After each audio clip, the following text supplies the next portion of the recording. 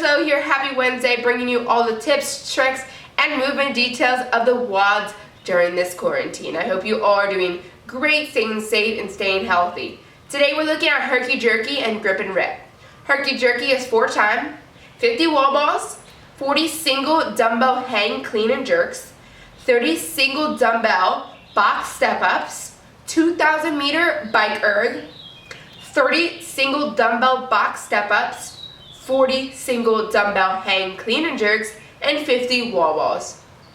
We're looking at 4 movements today: the wall balls, the single dumbbell hang clean and jerk, the single dumbbell box step-ups, and the bike erg. So those are the 4 movements we're going to talk about. The wall ball, this should be something that you can complete for 30 plus reps.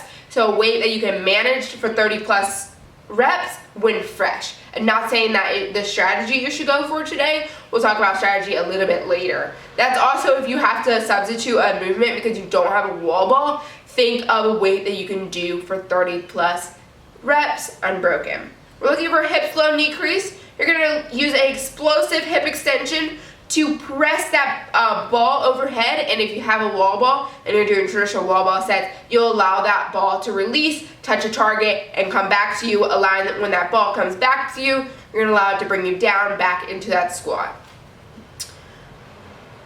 For the single dumbbell hang clean and jerk, you're switching arms every 5 reps. The dumbbell will come from above the knee, 1 inch above the knee is what they recommend. You can swing it kind of like a kettlebell swing, so in between your legs. You're gonna swing that dumbbell in between your legs, using an explosive hip drive to catch that dumbbell in a partial squat, standing at the top to reach full hip extension. Then you are going to dip, drive, or dip, drive, and drop the dumbbell overhead. So either push press or push jerk to get that dumbbell overhead. I personally, strategy, push press is easier to cycle, faster cycle time.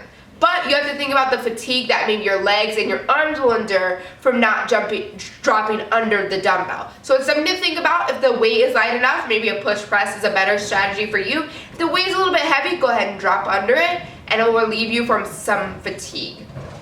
For the single dumbbell box step-ups, alternate every rep, so alternating feet every rep. You're going to hold the dumbbell however you would like. I personally like to put it behind my head. I feel it allows me to breathe better. If you have it in the front rack, be sure that you're keeping your chest up and you're being able to breathe, keeping that chest as open as you can. You can also put it on your shoulders and hold it here. That is a great alternative too. A lot of people like that. I would recommend something that you're able to not use your grip, because you need your grip for your hang clean and jerks.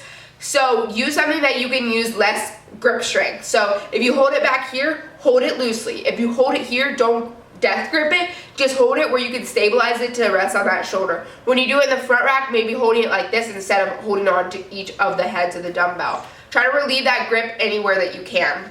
So you're going to have the foot that is on the box, you're going to drive through that heel and press against the box to bring yourself to full hip and knee extension. You want to reach that extension before you bring the other foot to the box. So you shouldn't just bring that foot there to help you support both feet. For the bike erg, you're looking for something that takes you about 3 to 5 minutes. A lot of us don't have bike ergs, so I'm not going to go over how to use the bike erg. If you need to, you can always look it up on ComeTrain or on YouTube. The CrossFit website has a lot of resources for you guys. Some movement substitutions. For the bike erg, we're looking for 50 to 35 calories on the assault bike, 1,000 meter row, 800 meter run, or a 60 by 10 meter shuttle run. For the wall balls, you could do a squat and a press with any object, an odd object, a plate, or a dumbbell, or kettlebell if it's light enough. Just something that you could squat, hip flow, knee crease, and then pressing overhead without releasing it. For the single dumbbell box step-ups, you could step up to any object, a crate, a bucket, a ottoman, anything that you can step on. You can also ditch the weights if that's easier for you. You can use a paint can. You can seriously get creative, just be safe. For the single dumbbell hang clean, you could do an odd object hang clean, a barbell hang clean, or a kettlebell hang clean, and jerk. Add the jerk. Make sure you're adding that jerk into it. Some tips and tricks. This should take you about 15 to 20 minutes. This is a big up and back chipper workout, so we're divided by a bike erg, with two parts that are very similar that mimic each other. So this workout, like I said, it mirrors each other, so it requires a strategy that allows you to pace from the beginning and mimic it at the end. So you have the same 30, 40, 50 format with the same movements. So we want to pick a pace that we can replicate in each part. So we don't want to go balls to the wall in part one and then not be able to move the second half. This is legs and shoulders intensive, using your legs in your box step-ups, your hang clean and jerks, your bike erg or your rower, and your wall balls. And you're using your shoulders during your wall balls when you go ahead and press out, during the jerk in your dumbbell hang clean and jerk. So think about really using the bigger muscles that you can as much. Your legs are gonna have less fatigue than your shoulders. Your shoulders are a small muscle compared to your legs and your lower body. So be sure to try to use your lower body more than you use those shoulders. The bike erg is the bridge between that, or your movement substitution for that, between that first and second half. So find a pace that allows you to repeat the second half. Again, picking something that you can do in the first half like the second half. The consistency in a workout is the most efficient way to have a workout because you're able to constantly move the whole time. Moving on to grip and rip on the 0. So when your clock goes 3, 2, 1, go, you're going to do 4 times 21 burpees, 1 round of dumbbell DT, 18 burpees, 1 round of dumbbell DT, 15 burpees, 1 round of DT, 12 burpees, 1 round of dumbbell DT.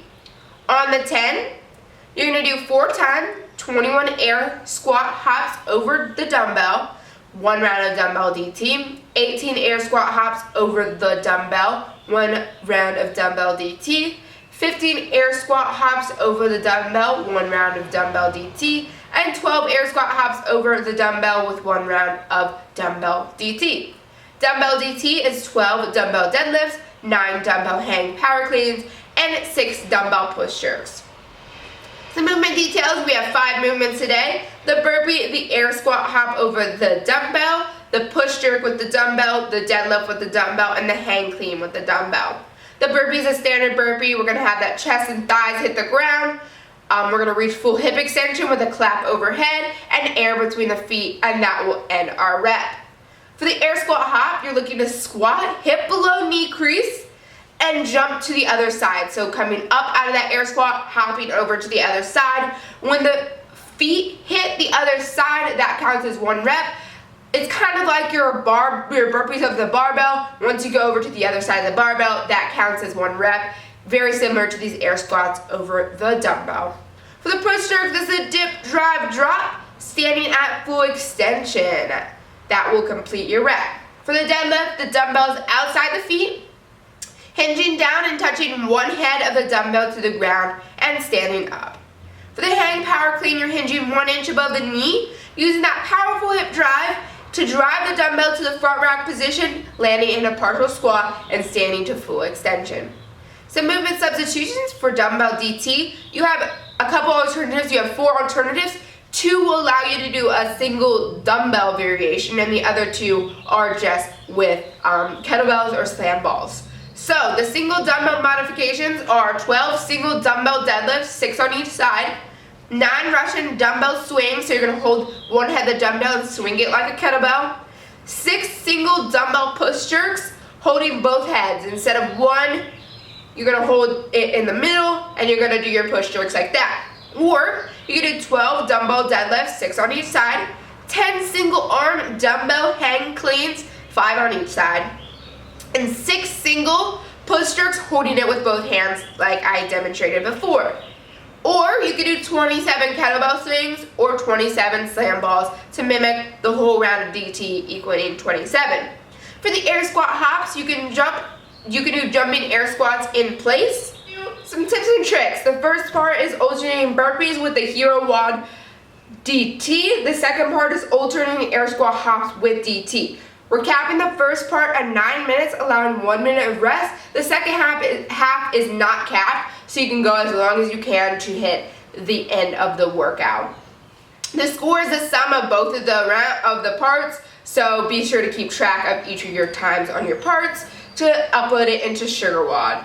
The hardest part is the dumbbell hang, power clean, and push jerk. So let's lean on the lower body in these movements. A lot of times we'll use those smaller muscles and those will get fatigued. So let's lean on that lower body. Do not rely on the smaller muscles of the arms. You have bigger muscles in your posterior chain. So really rely on that, lean on that to get you through this workout. Pulling and pressing adds up quickly. So break it up early. Not necessarily often. Break it up to where you don't hit fatigue. Be efficient in your movements. Again, I bring this up every video. Efficiency is key. This will allow you to be less fatigued and move consistently if you're efficient in your movements. Move at a steady pace for the burpees and the air squat hops. And DT, like your barbell, if you've ever heard DT, the strategy of DT is to stop at the last round of each movement. If you stop 1 rep before your deadlift, you have to deadlift the bar to get into your hang clean. Stop 1 rep before you have to do your last hang clean, bring it up, do a hang clean, and you're ready to already have it in position to do your push-ups. So like with the barbell, same with the dumbbell. Take a short break between the 11th deadlift and complete the 12th rep and go straight into 8 hang cleans. Take a break on the 8th power clean to go unbroken on the push jerks, the 6 push jerks to end it all. So be very consistent with that breaking up, that short break. That will allow you to put the bar down for a second and not have to put it down in between the hang cleans and add an extra deadlift that does not count. So I hope these were helpful. If you guys have any questions, be sure to reach out to me. I'm here to help. I will see you guys tomorrow. Bye guys.